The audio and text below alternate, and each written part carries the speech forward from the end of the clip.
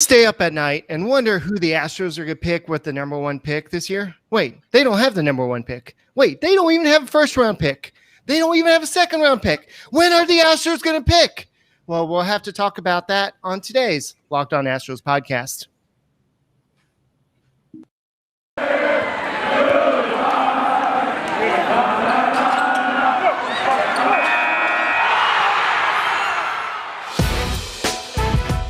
It's the Locked On Podcast Network, your team every day.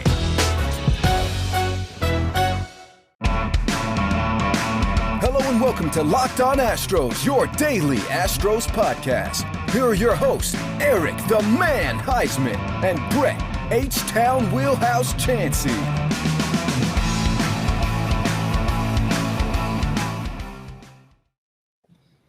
We are Locked On Houston Astros, and we hope that you join us for a daily Locked On Astros podcast. My name is Eric Huysman. You can find me on Twitter at Eric Talks Astros. You find the show at Locked On Astros, your team every day. Brett, where can you find you at? They can find me at H-Town Wheelhouse on Twitter and at Stros411 on Twitter, Instagram, and Facebook. Always positive, always Stros. All right, guys, I've got a secret to tell y'all. If y'all want to know about all the great prospects in the Astros system and baseball in general, you gotta listen to my boy Aram Leighton, and he does the Locked On MLB prospects, and he does it every day, and he talks about all the Astros prospects. He loves the Astros prospects, and he just talks about them every day, 24/7. So where can he find you on Twitter? At Aram Leighton 8, and I appreciate the intro, and also at Just Baseball, where that's at justbaseball.com is where I've been putting out a lot of the written content as well, and a lot of really upcoming Astros prospects that I think are worthy of being excited about, so I'm excited to talk about them.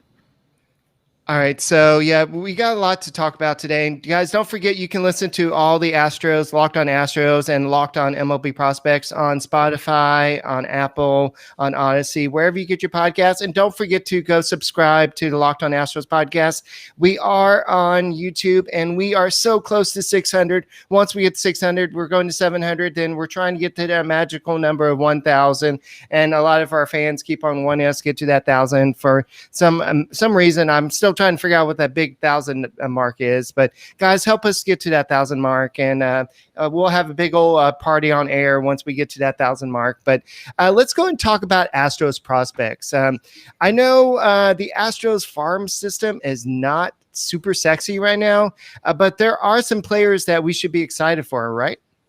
Oh, no doubt. And I think there's been some guys that have emerged a bit, I wouldn't say out of nowhere, but have really taken that next step. You know, I'm sure Corey Lee is a name that you guys have been hearing a lot about, or at least people in the Astros ranks have been talking about. I think he's been incredible and could push his way up to the big league soon. Joe Perez, though, is the guy, 21 years old, third baseman in Double-A also, that is just doing unbelievable. And Matthew Barefoot, a few guys that just you wouldn't say were top 100 prospects coming into the year, but are playing at the level of one. Yeah, that's awesome. And it's great to hear, because all we hear from the national media is the Astros have one of the worst, systems in the league. They're at the bottom, and where I think we have enjoyed a wealth of talent. Some of that's been depleted, obviously, by trades, various things like that. And, like Whitley, not yet coming up, and guys not working out. Or when you see prospects go away and succeed, guys like Teoscar Hernandez from a few years ago and stuff like that, you wonder, is there any hope for the Astros? Like, is this a win-now situation? And guys like Corey Lee give us hope. And one of the guys that you've mentioned before, or that I've seen mentioned a lot too, is like Joe Perez. And I know he was a guy that came on the scene. He was actually a two-way player. He was a pitcher and a position player, could hit like 98 and then had Tommy John.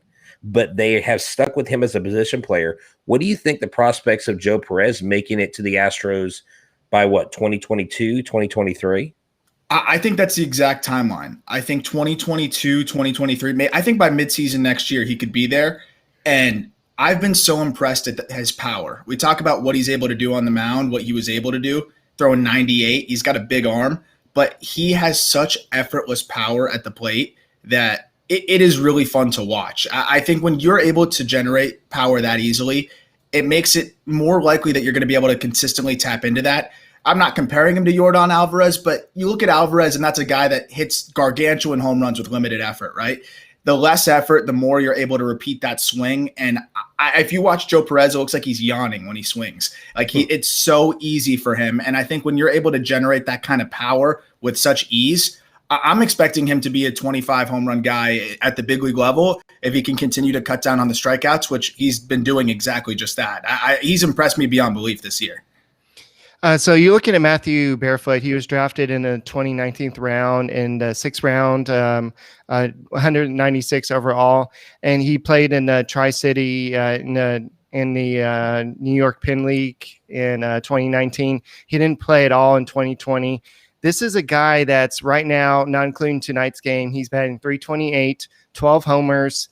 He's got 15 stolen bases. He does have quite a lot of strikeouts.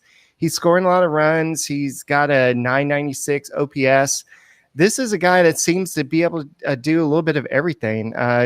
Is this a guy who's you think is going to rise up in the ranks in terms of prospects rankings by the end of the year?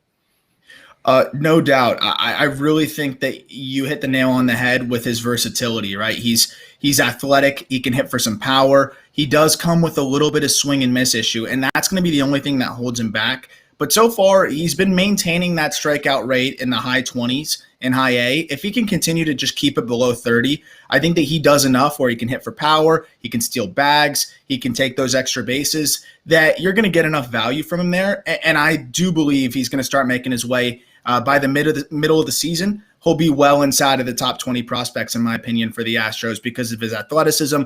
He's got a really smooth swing, and he's able to do a lot of different things. He can play I think he can play all three outfield spots, and he's an above-average corner defender. I think the Astros have done a great job developing bats. You mentioned they don't have that top-end talent that you would want out of an elite farm system, but a lot of these guys have taken that next step this year, and I'm a believer that a couple of Joe Perez, Corey Lee, and Barefoot are going to work out, and the more guys you have like that, the better chance that a couple of them will be big leaguers for you. So, we have a question here, Jake Myers. I actually interviewed him, I guess about a week ago here at Constellation Field. What a joy it is to have a AAA team right in our backyard for the Houston Astros. And interviewing Jake Myers, he is from Nebraska. He went to the University of Nebraska. He's, I guess 25, 26, I believe. Someone like him who is right now hitting for power. He's hitting for more home runs now. He's actually he's got half of his career total this year. I believe he's hit 14 or 15 home runs where he had 30, 31 in his minor league career. Is Jake Myers a kid that you project to come up and be a utility guy or an outfield sub, or is he someone they use as a prime piece to maybe trade? I think that's somebody that you hold on to and use, to try to get value out of yourself, because nowadays teams are always looking for that 19, 20-year-old prospect. So you might not get as much value trading him as you could get maybe out of him playing. What I like about a guy like Jake Myers is that he was a pitcher through college too, right? So now he's able to focus on hitting, not only just from the standpoint of just getting more reps at the plate and just focusing on being a hitter, but he's also able to bulk up like a hitter can, right? If you're a pitcher, you're not doing as much upper body work in terms of bulking your chest and doing things that could be harmful to your shoulder and to your health of your arm. You're doing more resistance stuff and just trying to preserve your health. Now you can bulk up, get big, add that muscle. And like you said, I think it's translating at the plate now because you're seeing a much more powerful hitter. I'm not saying that he's for sure going to turn into this guy that hits 330 in the major leagues, but the fact that he has that story there where you can say, okay, he's added strength and he's focused now on hitting, I think this guy could be a really interesting platoon option that can hit for some power in an outfield spot. And, if they need a boost, if they're dealing with some injuries out there, that's a really good piece that could help you in certain situations. Again, especially in platoon situations, he crushes lefties. Not a bad option, and he just turned 25. Yeah, it sounds like a lot of these prospects who really aren't on the top 30, but they're good players like Jake Myers. They could be the right parts you need, like parts you get at rockauto.com. So go and tell us a little bit about rockauto.com. Yeah, Rock Auto, with the ever increasing number of makes and models, it's now impossible to go to your local chain store and find all the parts you need because they can't stock everything, right? So you've got this thing called the internet and a little device called a computer or even a mobile phone. I mean, their website is so easily navigable. Plus, it's been owned by a family. They've been in business 20 years. They want to help you get your parts, not just cheap, but as cheap as possible. They don't overcharge you because you're not a professional mechanic. I mean, average everyday verified guys like myself, Eric and Leighton, we basically, when we want to fix our car, we want to fix it cheap. We want to fix it quick. We want to fix it now. So we get to save 30, 50, sometimes 100%. I'm right now looking at rotors and brake pads for my Nissan Titan. And I can't even tell you, like, the prices are unbelievably low. So go to rockauto.com where the prices and the customer service is there for you, and they deliver it to your door. You don't have to go to a store. You don't have to drive anywhere. They bring it to you. You can start working on your car, your truck, whether you need tail lamps for your minivan, or whether you're Javier Reyes and you need carpet for that Cadillac that you're driving around, then you can go grab parts at rockauto.com. When you go to rockauto.com, write Locked On in the How Did You Hear About Us box so they know that we sent you. Amazing selection, reliable low prices, all the parts your car will ever need at rockauto.com. Speaking of Javier Reyes, he wants to know who has the worst farm system. It's got to be the Padres, right? Just kidding. Just kidding, Javier. Yeah, that's a good question. I would probably the Red Sox are towards the bottom for me. The Brewers, I'd go Brewers. I honestly think the Brewers might have the worst system in baseball. But, I mean, they're playing well at the big league. Yeah, I know the Astros are kind of low down there, but unfortunately, it sounds like the Red Sox and maybe the Brewers have a worse farm system than the Astros. So, hey, at least we're not the bottom. Yay. So that's good. So Larry wants to know about, is there any Astros starter, any pitchers that we should look out for? I know we kind of know the Peter Solomons and some of the names that have come up, but are there any names that we should be looking out for? Yeah, I mean, there's a few different guys that I like through this system that can really throw.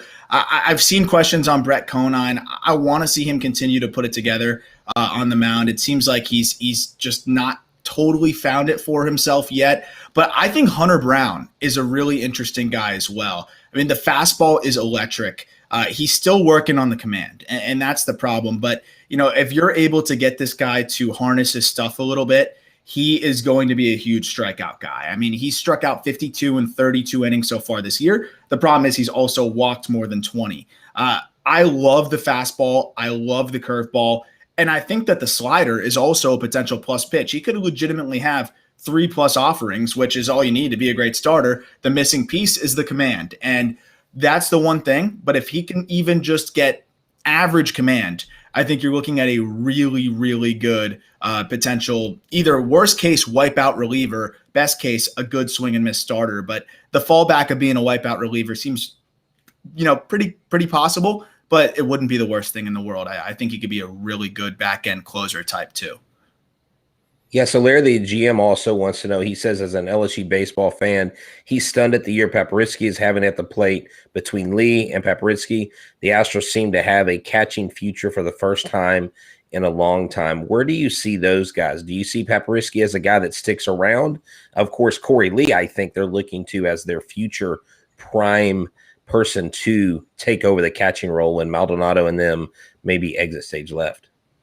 Yeah, I think with Maldonado, he's a great defender. He's a stopgap for now, right? But when you're looking at what you said with Corey Lee, who I think projects as the true potential star catcher for this team, but Papritsky is pretty darn interesting. He's a switch hitter. He's really put it together this year. I always tread a bit lightly of guys that have that AAA breakout at 25 years old.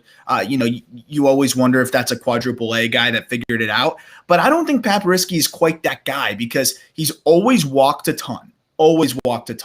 He's going to put the ball in play. He's going to be a consistent enough hitter. He's a decent defender. He's a switch hitter. I think that's a really, really good potential backup or like fill-in catcher. Or if he beats Corey Lee to the big leagues, he could be a guy that holds down the starting job and you see how it goes and could end up blossoming before your eyes. I don't think he projects to be much better than a solid regular, but you could look at Corey Lee and say that guy could be a superstar. But Paperiski gives you a little bit of depth and a good fallback option in case Corey Lee hits a bit of a snag in his progression. I think the fact that he's walking a ton, he doesn't strike out. I mean, 29 walks against 30 strikeouts, really have figured it out at the plate. And the defense plays. I think he's an interesting backup catcher type that would be a really solid fill-in guy if he needed it for the time being. I know Corey Lee, the ETA, according to MLB Pipeline, is 2022 to coming up to Astros. Do you see him that as a timeline, or do you see maybe 2023? I think from what we've seen from Corey Lee so far, I mean, I know he's only 22 years old, but he was added to the 60-man roster last year. He had the opportunity to really just get that experience from a lot of the big leaguers. The fact that he does not strike out at all, like literally at all, he only has a 10% K rate right now in AA. It was only a 20% K rate in high A. I think that could really expedite this timeline. I think the defense has to come along a bit more. And as a catcher, that's obviously very important, and that might be the thing that holds him back. But that will probably be the one thing that we need to see a bit more consistently is, how is he receiving behind the dish? How is he blocking? But when it comes to the offensive profile, I think he'd be ready by 2022. If the defense continues, and I think he will, he's a good athlete. I think he'll continue on this trajectory. I really think he'll have a shot to crack the opening day roster potentially in 2022. It might be a little aggressive, but I think he's going to really impress come spring training next year and through the rest of this year. And I believe they'll give him a crack. We've had some guys come up quickly in the minor league baseball system. Jose Altuve, when he rose up through, when he was with the Corpus Christi Hooks. Alex Bregman had his, he lit the world on fire when he was in Corpus. And, we have those guys that have done that. But there are a couple, one that I know his trajectory is a little bit longer because he was drafted out of high school, but also the other one. So I have two questions. I have one on Alex Santos. I know Alex Santos has a lot of upside. He is one of the probably they say one of the best prospects to come out of New York in the last 10 years. His arrival time is that 2023, and do you see that? And where do you project him? And then what about Forrest Whitley? What are we hearing about him? What are we hearing about when he's going to be able to join this team? Because that is what a lot of Astros fans still are wondering. Where's Forrest Whitley? Yeah, somebody like Forrest Whitley, he's so talented. And similar to what I was talking about with Hunter Brown, he's even more on the scale of just has all of the tools you could possibly imagine. But, Tommy John surgery is different for everybody. And Whitley's a big dude that was struggling already with the command. I think they're going to really nurse him back. I don't know how quickly he will get back there, but I think the second he's healthy, you got to just see if he sinks or swims at the major league level. We've seen him dominate as much as anybody in the minor leagues when he's throwing strikes, but we've also seen him really struggle to throw strikes. So I think once you see him back, I'm expecting by the latter half of the season, we could potentially. It's really murky there, and I haven't been able to get much information in regards to Whitley, but I think it's ridiculous, and I don't think Astros fans are, but I'm just saying like maybe people in the national media might be writing him off a little bit.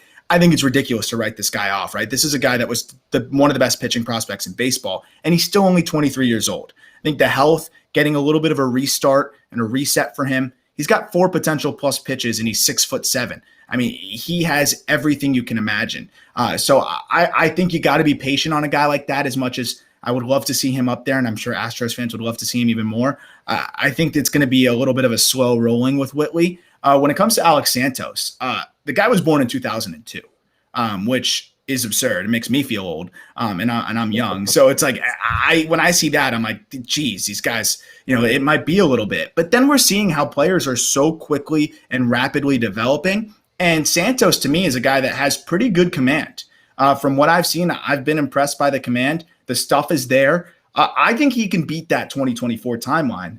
It's all going to depend on how much he's able to develop that changeup as a third pitch. I think the fastball is above average. The curveball is above average. The changeup's going to need to come along as a third pitch, but I believe in the command. And like you said, one of the best prospects we've seen out in New York, not a ton of miles on his arm compared to maybe some other prep prospects that threw a lot through the summer circuit. I think that Santos could beat that timeline around 2023, maybe instead. And a guy that at 6'4" really does control his body well. Yeah, so I guess it's kind of with these prospects, it's hard to bet on when they're going to come up, and because there's so many different timetables and stuff you have to look at. But let's talk about betonline.ag. Yeah, BetOnline is the fastest and easiest way to bet on all your sports action. Whether you're betting on the Astros winning another AL West title or you're betting on Shohei Ohtani hitting 60 home runs in the season, you need to go to BetOnline and check out all the action. Get all the latest news, odds, and info on all your sporting needs, including MLB, NBA, NHL, and all your UFC, MMA action. College football is also right around the corner, so stay tuned for that. Before the next pitch, head over to BetOnline on your laptop or mobile device and check out all the great sporting news, sign-up bonuses, and contest information. I mean, hey, if you want to know how many more times the Marlins are going to plunk Ronald Acuna Jr., you could probably go to BetOnline. That was not a shot at Locked On Marlins, but hey, don't sit on the sidelines anymore, as this is your chance to get into the game. Head to the website or use your mobile device to sign up today and receive your 50% welcome bonus on your first deposit. Use the promo code Locked On. BetOnline, your online sportsbook experts. Okay, Javier still wants to know who's the worst farm system in baseball. He kind of answered it earlier, but then I think that Rob Manfred kind of messed up with his signal, and he wasn't allowed to answer it. So Javier, he couldn't do it. We tried, but then Rob Manfred just messed with signal, so we can't do it again because I can't have my man lose his signal again. So before we move on from the current Astros prospects, is there anybody else you want to talk about? Yeah, I'm glad you asked. And again, I think that the really interesting thing about the Astros system is when you don't have that elite top end talent, which is what happens when you win a lot, which is exactly what the Astros have done, right? You're gonna have a lot of late first round picks, and it's not as easy to load up your system. You got to develop talent, and I think they've done a really good job of that, because another guy that I think has developed really well is Jose Siri, and I'm just interested. He's 25 years old. And another guy that I just want to see get a chance at the big league level. But everything that I've seen from him, I really think that he could be a solid big leaguer. And some of these guys are going to exceed that expectation as well. And to me, Siri is just interesting in the respect that he has not been given a fair shake, in my opinion, in a lot of his minor league career. The Reds kind of cut him loose rather quickly, and the Astros said, let's give this guy a chance. And he swings and misses a lot. There's no doubt about that. And that is something that will always hold him back from being a very, very good regular. But I think he's such a good athlete. He's got 30-plus stolen base type of speed in a game where you don't see that as much anymore. He can still hit for power. He's got 2020 type of stuff in terms of home runs and stolen bases. It's just, can he hit enough? He's striking out 30% of the time. I know that's going to be an issue for him at the big league level. But again, another guy that if you deploy him against lefties, he's a freak athlete. He's a plus defender. He is a plus runner. He can hit for power. That's a good platoon guy against lefties that, if Straw is struggling, or if you want to platoon Straw, I mean, that's your guys' expertise. But I think he's an interesting pickup given the fact that they just signed him as, to a minor league contract essentially, and are giving him a go. It was interesting. The last time I was at Constellation Field to interview Jake Myers, Jose Siri was standing real close to us, and I could just tell who he was. And I could tell that he just has this swag about him.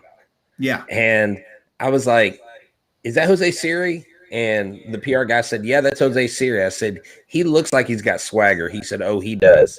He does. And he walks around like, he knows his stuff. And so, I think he's ready. I think he's ready to prove himself. And I think some of that swing and miss I think he wants to go for the fences. I think he wants to go after the long ball.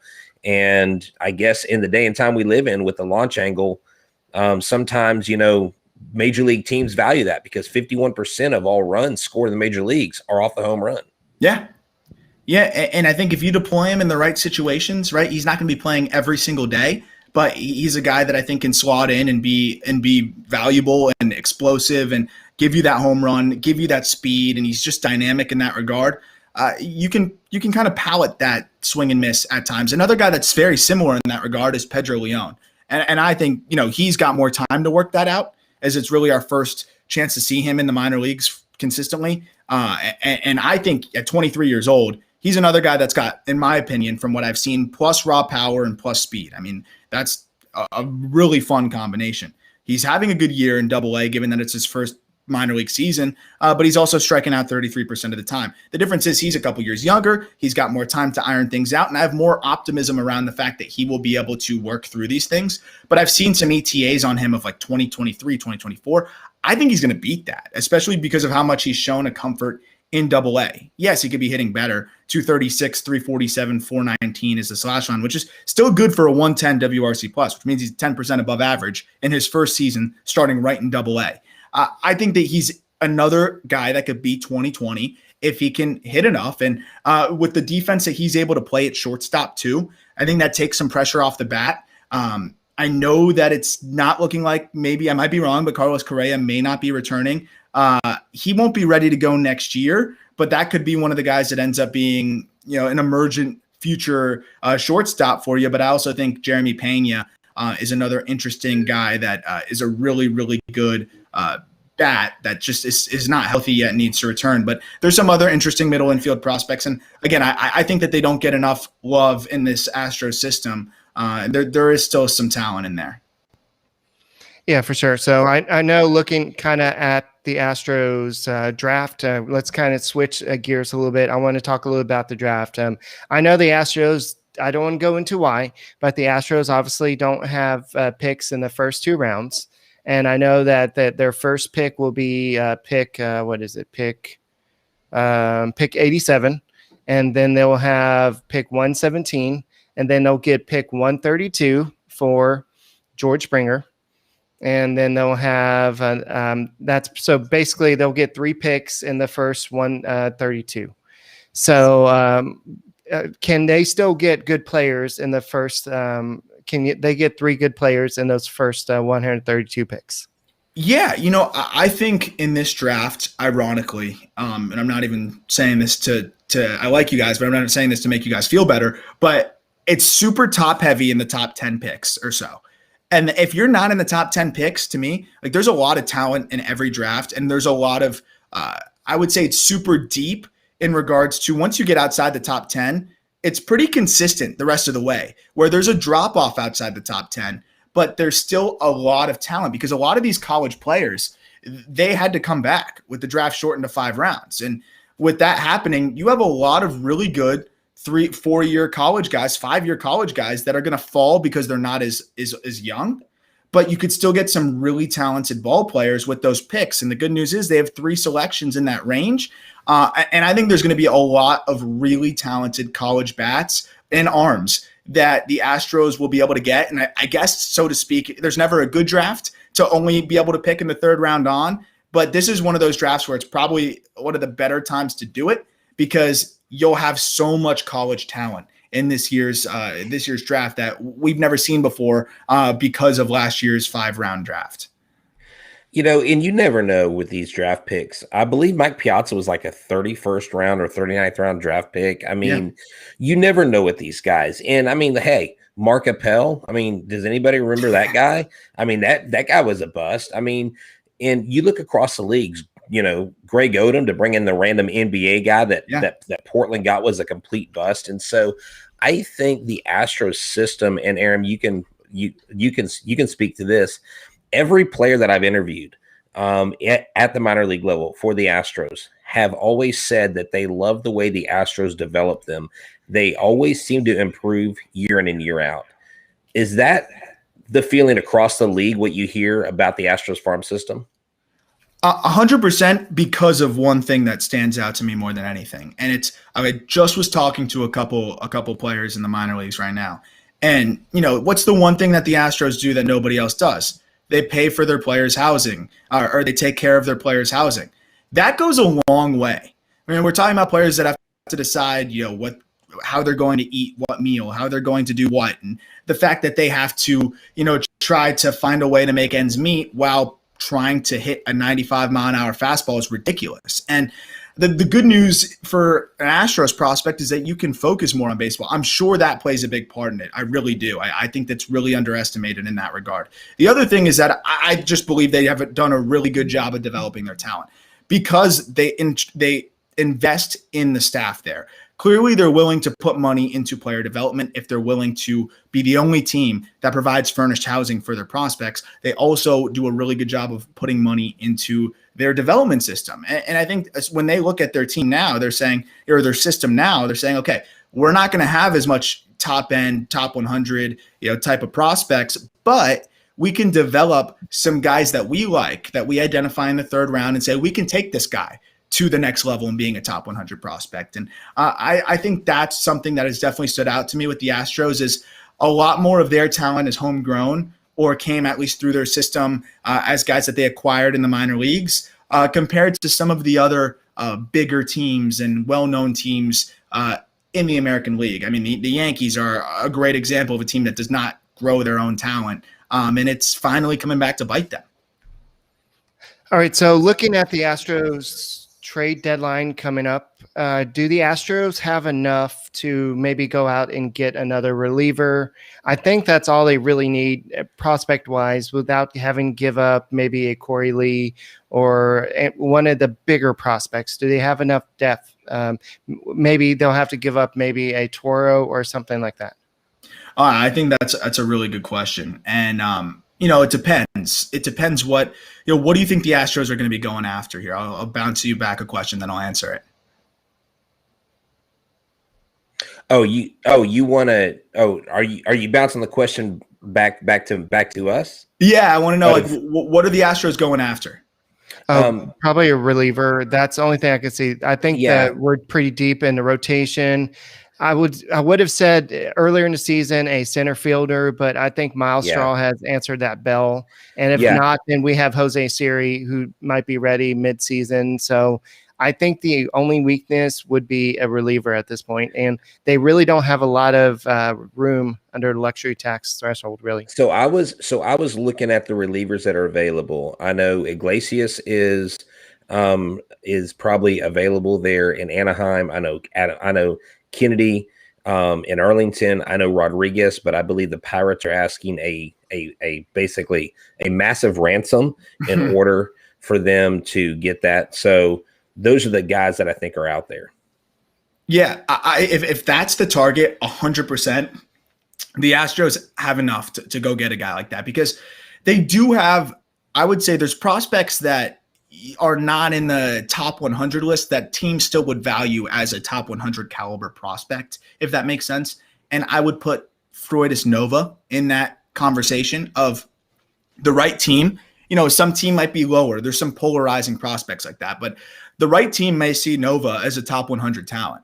And that could be, a match where you give up a Nova and get a really, really good reliever. I think any of those guys could get you the type of return. If you decide that you don't know if Hunter Brown's going to be able to throw strikes the way that you hope he can get you a really darn good reliever. Because if I'm trading a reliever, I'm happy to take on a volatile but high upside guy like Hunter Brown.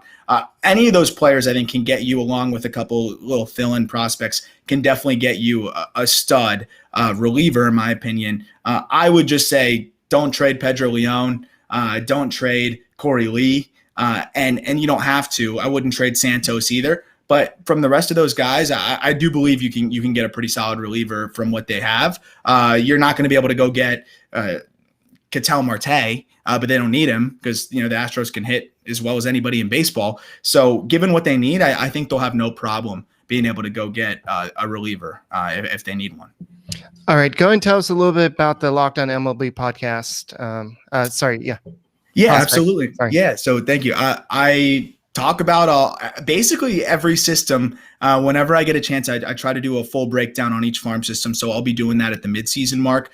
But it's really just like you hit on every single day, like it is with the Astros, Daily podcast or the Marlins Daily podcast, where I'm just trying to keep everybody up to date with the latest happenings in the minor leagues. Who's hot, who's doing well, who's struggling, because it's so much to keep up with, right? And I just want to provide as much analysis from what I've seen firsthand and just be able to communicate whatever people want to know. I'll answer questions and let those kind of steer the episodes. But whether it's an episode about the most underrated prospects in the minors or guys that I think I'm worried about or whatever it is, I'm always just trying to talk about what's going on in the minors. And of course, now we're talking a lot about the draft coming up and guys that should be on your radar. I'm always just trying to get people's attention on players that I think deserve more attention, like a Hunter Brown or, like some of the other players I've mentioned here. And that's something I always like to do. And it ties in nicely with justbaseball.com, which I just launched and I'm really excited about, where it's kind of a one-stop shop for everything in baseball, where